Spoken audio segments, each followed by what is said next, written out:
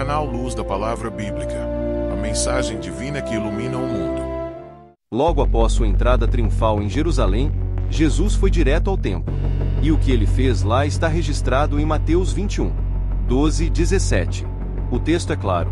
Jesus expulsou todos os que compravam e vendiam no templo. Ele derrubou as mesas dos cambistas e as cadeiras dos que vendiam pombas.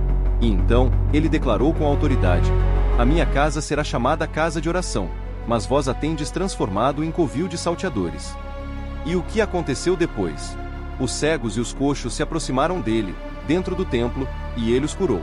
Os principais sacerdotes e escribas, vendo esses milagres e ouvindo as crianças gritarem Hosana ao filho de Davi, ficaram indignados. E Jesus, então, se retirou para Betânia. Mas se nós, do ocidente do século 21, lermos este texto apenas assim, vamos perder toda a profundidade que qualquer judeu do primeiro século entenderia na hora. Porque essa não foi uma briga num shopping. Foi um julgamento profético. Para entender, precisamos abrir o mapa do templo e da história. O templo de Jerusalém era dividido em pátios concêntricos. No centro, o Santo dos Santos. Depois, o pátio de Israel, só para homens judeus. Depois, o pátio das mulheres. E o pátio mais externo, o maior de todos, era o pátio dos gentios. Era o único lugar no complexo sagrado onde um não-judeu, um estrangeiro que buscava Deus, podia ficar e orar. E onde estava todo esse comércio que Jesus derrubou? Exatamente aqui, no pátio dos gentios. O som do louvor e da oração foi substituído pelo barulho do comércio e do lucro. O espaço destinado à reconciliação das nações com Deus havia se tornado um shopping center. E isso era um esquema. Os sacerdotes inspecionavam e rejeitavam os animais que os peregrinos traziam de casa, obrigando-os a comprar animais aprovados a preços altíssimos ali mesmo. Os cambistas cobravam taxas abusivas para converter a moeda romana, impura, no shekel do templo. Era a exploração dos pobres, abençoada pela elite religiosa. Ao derrubar as mesas, Jesus declarou guerra a esse sistema.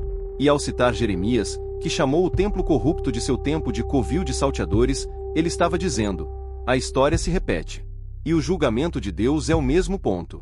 Se isso fez sentido para você, sua missão é clara. Inscreva-se no canal agora. Vamos juntos desvendar as Escrituras. Imagine Jesus indo por um caminho em volta de Jerusalém, com fome. Ele avista uma figueira que insiste em ter folhas, promessa de fruto, mas não entrega nada.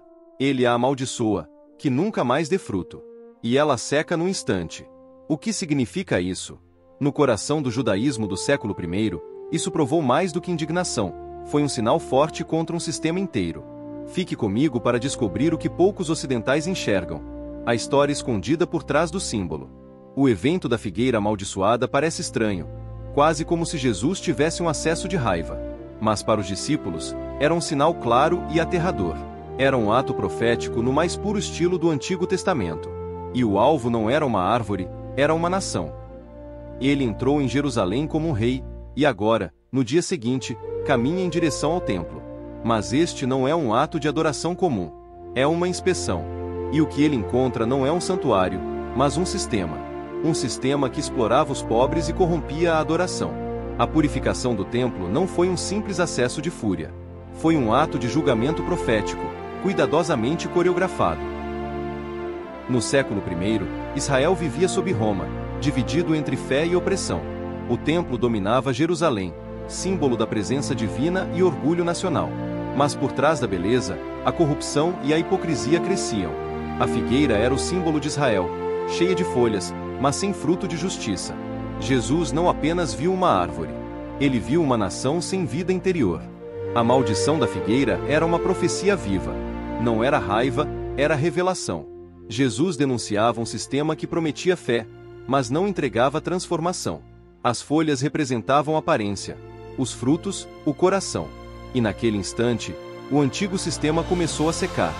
Daí vem a frase que o Ocidente repete sem entender: se tiverem fé, poderão dizer a este monte: levante-se e atire-se no mar.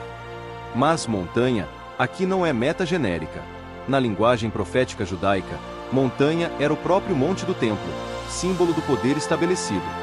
E pode-se ver quantas famílias criaram um sistema que mais parece uma enorme montanha, e por isso os problemas não acabam.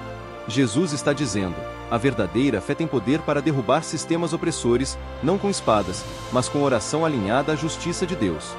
Mas essa história não termina no século I. Ela ecoa hoje. Porque o opressor nem sempre está lá fora. Às vezes, ele mora dentro da gente. Quantas vezes julgamos os outros, mas escondemos nossa própria dureza? Quantas vezes falamos de justiça, mas calamos quando convém? Quantas vezes cultivamos folhas, aparência, religião, discurso, mas recusamos dar fruto, perdão, generosidade, coragem de mudar? Jesus não parou de confrontar o opressor. E, com ternura e firmeza, ele nos pergunta hoje: onde estão os seus frutos? Não para nos condenar, mas para nos libertar da ilusão de que basta parecer. A verdadeira fé não aponta o dedo. Ela se ajoelha, se examina e se transforma. Porque Deus não quer folhagem. Ele quer vida que gera vida. Olhe para si, com honestidade, com misericórdia, e deixe que a mesma luz que secou a figueira faça em você brotar o fruto que o mundo tanto precisa. Hoje, antes de dormir, faça uma pergunta a si mesmo: o que eu cultivei hoje, folhas ou frutos? E, se for folhas, peça a Deus uma raiz nova.